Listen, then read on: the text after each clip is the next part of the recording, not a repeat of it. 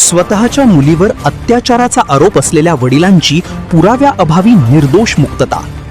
मुलीचा आरोप खोटा की पोलीस तपास कच्चा?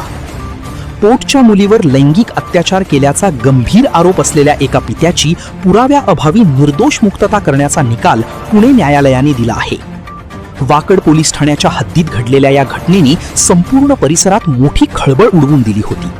मात्र सुनावणी दरम्यान सरकारी पक्षाला आरोप सिद्ध करता न आल्याने न्यायालयाने आरोपीला दिलासा दिला आहे. नेमकी घटना काय होती?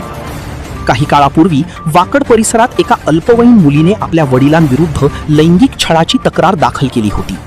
या तक्रारीनंतर वाकड पोलिसांनी तातडीने भारतीय दंड संहिता IPC आणि पोक्सो POCO कायद्यांतर्गत संबंधित वडिलांवर गुन्हा दाखल करून त्यांना अटक केली होती. सामाजिक स्तरावर या घटनेचे तीव्र पडसाद उमटले होते. न्यायालयातील सुनावणी आणि निरीक्षणे. या प्रकरणाची सुनावणी विशेष न्यायालयात पार पडली. सुनावणी दरम्यान खालील महत्त्वाचे मुद्दे समोर आले.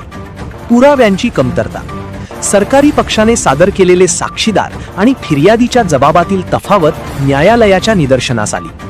वैद्यकीय अहवाल, पीडित मुलीच्या वैद्यकीय तपासणी अहवालात अत्याचाराला पुष्टी देणारे ठोस पुरावे सापडले नाहीत. संशयाचा फायदा, गुन्ह्याचे गांभीर्य लक्षात घेऊनही केवळ आरोपांच्या आधारे शिक्षा देता येत नाही असा निकष लावत न्यायालयाने आरोपीला संशयाचा फायदा दिला.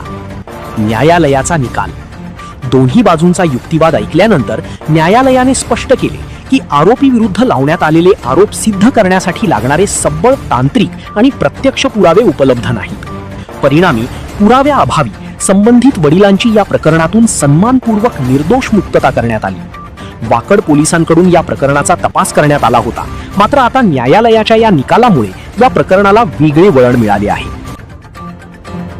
स्वतःच्या मुलीवर अत्याचाराचा आरोप असलेल्या वडिलांची पुराव्याअभावी निर्दोष मुक्तता. मुलीचा आरोप खोटा की पोलीस तपास कच्चा? पोटच्या मुलीवर लैंगिक अत्याचार